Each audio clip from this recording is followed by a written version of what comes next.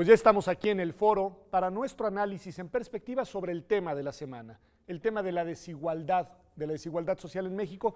Gerardo, tú acabas de publicar ya hace algunas semanas y además ha tenido muchas repercusiones, ha sido muy discutido, un estudio sobre este tema. Quizá valdría la pena que trajeras al auditorio de Observatorio las conclusiones principales de los hallazgos de este trabajo que realizaste, que publicaste y que, como he dicho, ha tenido, creo, un impacto interesante en la opinión pública tratándose de un tema que tiene que ver con la cuestión social del país. Así es, Pedro. Muchas gracias por la invitación. Es un documento, se titula Desigualdad extrema en México, concentración del poder económico y político. Fue escrito y publicado a petición de Oxfam, que es una organización no gubernamental, que se dedica fundamentalmente a temas de pobreza y más recientemente a temas de desigualdad. Y la preocupación de ellos era, la razón por la que me invitaron a escribir, han estado estudiando el tema de la desigualdad a nivel mundial y les llamaba la atención cómo en México podían convivir simultáneamente uno de los hombres más ricos del mundo con 23 millones de personas en situación de pobreza alimentaria, que no tienen dinero para poder comprar una canasta que les provea los nutrientes básicos. Y el estudio lo que hizo es una recopilación de información, con alguna información nueva, pero básicamente la mayor parte de ella publicada, de la magnitud de la desigualdad en primer lugar. Y lo que hacemos es ilustrar este tamaño de desigualdad, solo para dar unas cifras. El 1% de la población en México recibe el 21% de todo el ingreso nacional, menos del 1% de las familias mexicanas poseen el 43% de la riqueza en el país, y hablamos de la riqueza, todo, bienes financieros, no financieros, bienes inmobiliarios, empresas, acciones, etc. Hablamos también de la riqueza de un grupo de archimillonarios mexicanos, cómo ha crecido su riqueza, se ha quintuplicado en un lapso de menos de 2 décadas, mientras que el ingreso de los mexicanos promedio ha crecido en 25% en ese mismo periodo. En fin, una serie de información de este tipo. Pero luego discutimos un poco por qué creemos que esto ha pasado. Y en parte de esto, que es el subtítulo del documento, ilustramos cómo los multimillonarios mexicanos, al menos los más importantes, han crecido su riqueza fundamentalmente en sectores que están vinculados al Estado de manera muy directa, ya sea porque son sectores que fueron privatizados por el Estado, sectores que son concesionados por el Estado, como las minas, o sectores que deberían ser regulados por el Estado, como el sector financiero, las telecomunicaciones, etc.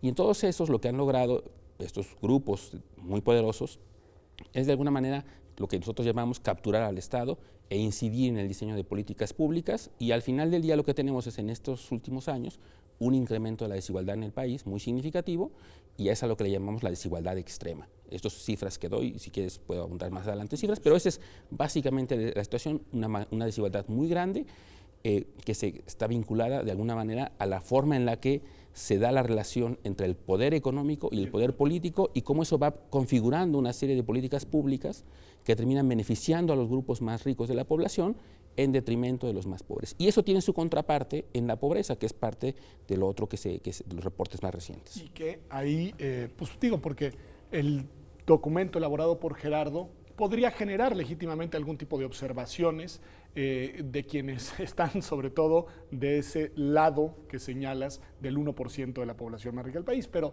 luego vinieron los datos que se han publicado recientemente ya de manera oficial por parte del INEGI, que vienen a confirmar, Ricardo, que el problema de la pobreza lamentablemente, como bien dice Gerardo, lejos de resolverse, se ha agravado en el país. La pobreza y la desigualdad, ¿no? Bueno, en efecto, la última semana de julio, pues tuvimos una catarata de noticias sociales, pues muy descorazonadoras, ¿no? La más descorazonadora, que es además una confirmación de una discusión que se ha venido dando en el país a propósito de los salarios mínimos, es que la pobreza en México avanza sobre todo por el nivel de ingreso. Okay. Es decir, la exploración que hace el Coneval, una institución fundamental que hay que cuidar, por cierto, es que pues la pobreza se vive de muchas maneras por tu nivel de ingreso o porque te faltan determinados servicios, ya sea educación, salud, seguridad social, etcétera, ¿no? Bueno, del lado de la seguridad social, este país avanza poquitito, muy poquito, ¿no? Un punto, una décima, me parece, más o menos, ese es el rango en el que andamos.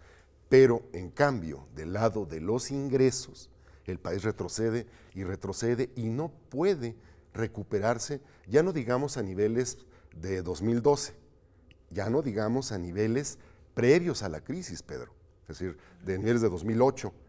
Este país no se recupera de niveles de 1992. Voy a traer esta grafiquita, pero que me parece absolutamente elocuente, ¿no? Es una gráfica ya pues de una generación, 23 años, donde tú ves el ingreso promedio per cápita de los mexicanos. En 1992 estaba en 3,322 pesotes, ¿no? Y en 2014 estamos en 3,015. Es decir, el nivel de ingreso de los hogares mexicanos es menor 23 años después, con un montón de reformas estructurales incluidas. Este es el drama de la desigualdad, ese es el drama, es el tamaño de la desigualdad y de la mala distribución de la riqueza en el país. Ahora bien, porque adviertes en términos generales, Gerardo, que el problema tiene que ver también con un problema de cómo se van tomando las decisiones políticas fundamentales. Y bueno, hay una premisa ahí detrás de tu argumento que creo que es muy importante, que es que al final este grupo poderoso económica y políticamente va adoptando y generando decisiones, por eso hablas de la captura del Estado, si no me equivoco, que benefician sus intereses y que de alguna manera van descobijando todo lo demás. Bueno, ¿cómo invertir esta situación, Gerardo? Es decir, ¿cómo podríamos empezar a imaginar políticas, decisiones, acciones que pudieran revertir esta tendencia? Bueno, lo primero creo, y por eso creo que es quizá el interés que ha despertado el documento en sí mismo me parece muy revelador, porque lo primero y más significativo es entender la magnitud del problema de lo que estamos hablando y reconocer que es un problema.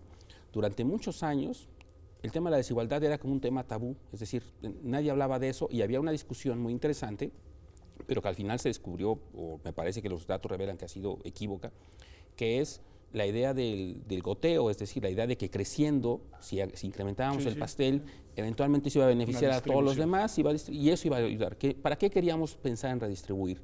Si lo importante era crecer y luego eso iba a ayudar a mejorar el ingreso de todas las capas de la sociedad. Lo que ha pasado es justo, eso es justo lo que no ha pasado. Sí. O sea, no ha habido un beneficio a la parte baja de la distribución, como lo mencionan las cifras Ricardo. Entonces, lo que tenemos que pensar primero es entender eso y entender que eso es un problema y empezar a diseñar políticas para atacar ese problema si nos preocupa. A mí me parece que es un tema preocupante y la magnitud me parece extrema. Y ahí, pues, insisto, uno primero cobrar conciencia cabal de eso y luego empezar a pensar en qué es lo que podemos hacer. Y ahí en el documento al final tenemos una sección donde una propuesta de recomendaciones, pero insisto, esas recomendaciones pues no se podrán a discusión siquiera si no hay hay un sentimiento generalizado de la importancia de hacerlo. Y menciono, por ejemplo, algunas cosas.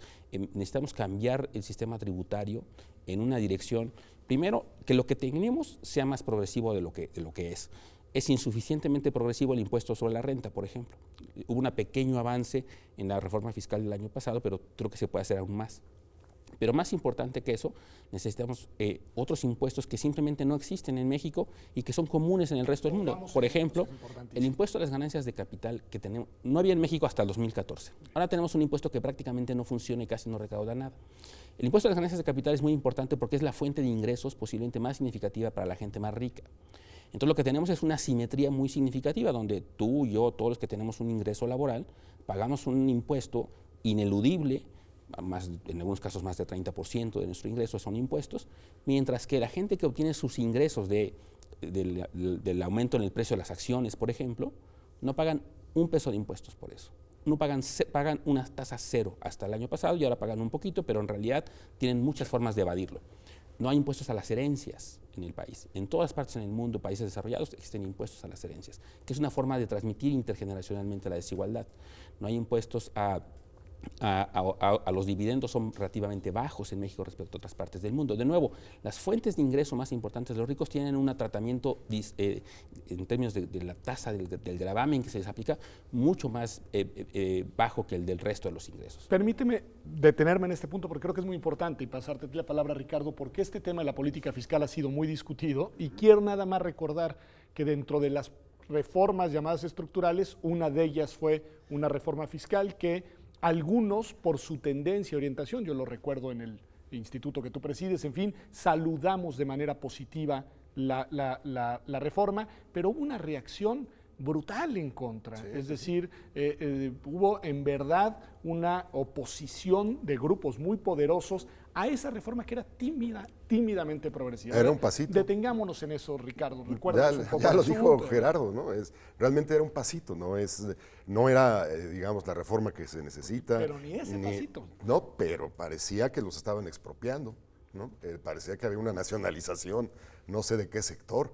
Pues sí, tenemos una clase y una opinión pública pues muy insensible y muy desconsiderada al tema de la desigualdad y de la pobreza, ¿no?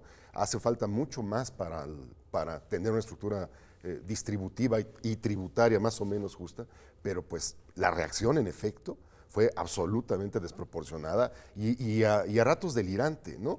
Es decir, ahora se le achaca incluso a ese pequeño pasito el retroceso de la economía en el año 2014, sin ninguna evidencia cierta, ¿no? Sin embargo, los trabajos como los de Gerardo y las cifras que nos dan INEGI y Coneval, insisto, nos están informando que estamos en un país crecientemente empobrecido, ¿no? Es decir, no solamente no salimos de niveles previos a la crisis, sino que estamos en niveles de hace una generación. Ya no es un problema de coyuntura, ¿no? Ya no es un problema que puedas achacarle a la crisis. Un cruce estructural brutal, porque, o sea, como país, millones son más pobres de lo que eran antes y unos pocos son más ricos de lo que eran antes. Es decir, esta tendencia es una tendencia. Pero, digamos, del total de pobres que reporta Coneval, el 53% éramos, cuando empezó a medirse la pobreza, en 1992, y ahora, en el año 2014, somos otra vez el 52%. Es decir, está perfectamente petrificada la condición social de la pobreza en México con los problemas de movilidad social, y etcétera, ¿no? Pero yo quiero insistir, el problema tributario es absolutamente central y la respuesta que tuvimos de parte de esa capa fue totalmente desproporcionada. Salió con la suya, ¿no? Y delirante, sí, y a ratos delirante. Bajo esta lógica de la captura del Estado, en fin. O sea, al menos en el debate público sí, en el términos, afortunadamente no logró echar atrás la reforma, aunque hay quien intenta echar atrás avances pequeños que hubo.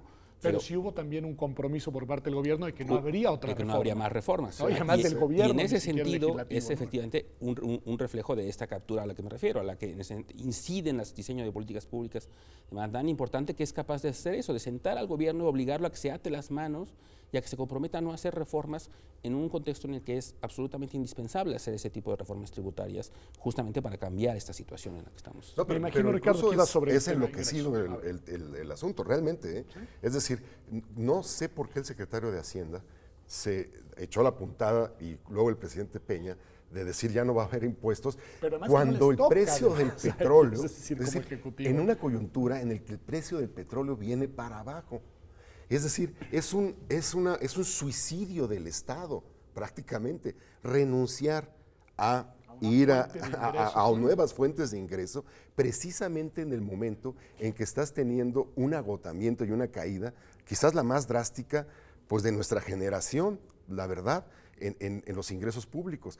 El recorte que vamos a vivir, y yo por eso estoy muy preocupado, más que preocupado, el recorte que vamos a vivir en 2016 va a representar un retroceso de las garantías y de los derechos y los servicios que el Estado debe proveer.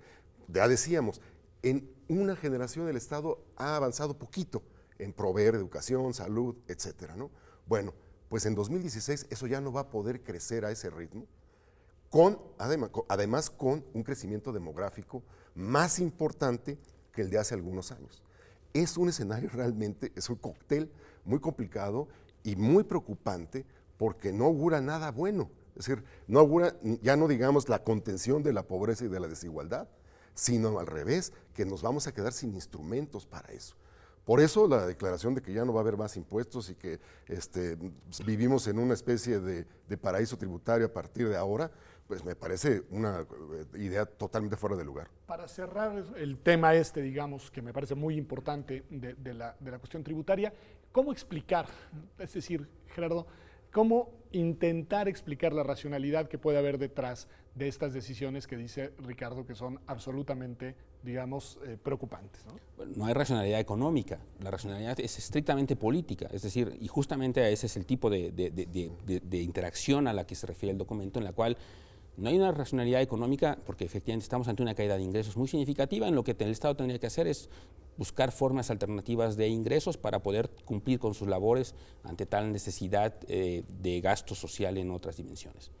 En lugar de eso se ata de manos porque hay una presión muy fuerte del sector empresarial que está demandando y un poco insistiendo en que es responsabilidad de la reforma fiscal la contracción económica o la desaceleración económica, siendo que no necesariamente tiene que ver con eso, como ya bien dijo Ricardo. Entonces, es estrictamente política. Esa es justamente la interacción a la que se hace referencia. Y en ese sentido el Estado capitula en su pues, papel, que es fundamentalmente el de garantizar que haya ciertos ingresos para que pueda cumplir con sus necesidades de gasto, se ata de manos y dice, en todo el resto del sexenio no vamos a aumentar los ingresos. Y estamos en esta circunstancia en la cual, por la reacción, cuando caen los ingresos, es efectivamente ajustar el gasto. Es lo que tenemos este año ya, donde de nuevo estamos ya empezando a vivir esa desaceleración. Este año vamos a crecer posiblemente 2% o incluso menos, y el año que entra, pues de nuevo tendremos un ajuste en el gasto similar al de este año, de tal manera que el crecimiento va a ser de nuevo relativamente bajo. Entonces vamos a tener pues un escenario hacia adelante muy comprometedor ante la caída tan significativa de ingresos debido a la caída en el precio internacional del petróleo. Entonces, es estrictamente política. No hay una racionalidad económica en esta decisión, a menos que el gobierno creyera que todo lo que hizo en la reforma estuvo mal. Digamos, que pensara que no fue así. En mi opinión, fue en la mayor parte de la reforma. Tampoco comparto toda la reforma, pero en la mayor parte de la reforma me parece que iba en la dirección correcta. Sí, sí. Entonces me parece que es un sinsentido esta situación, es un sinsentido que sigamos teniendo, como se dio a partir de la administración pasada, deducciones en gastos en educación privada, al mismo tiempo que tenemos una condición de escuelas públicas tan lamentable, etcétera. No, que creo que sobre estos puntos regresemos. Vamos a tener que hacer un corte, acá el tiempo es tirano, pero regresemos. Yo creo que el tema fiscal ha sido abordado de manera, digamos, muy completa por parte de ustedes. Yo solamente agregaría un elemento y me gustaría dejarlo aquí para eventualmente retomarlo. Hablabas, Gerardo, de esta vinculación entre poder político y poder económico, pero me temo que también, por lo que ustedes mismos explican, hay también una presencia fuerte en ese grupo de la otra dimensión del poder, el poder ideológico y sobre todo el poder ideológico hoy expresado a través de los grandes medios de comunicación. Pero volvemos en unos segundos, estamos aquí en Observatorio, como usted puede ver, hablando de un tema que sí compromete el presente y el futuro del país, el tema de la desigualdad social. Ya regresamos.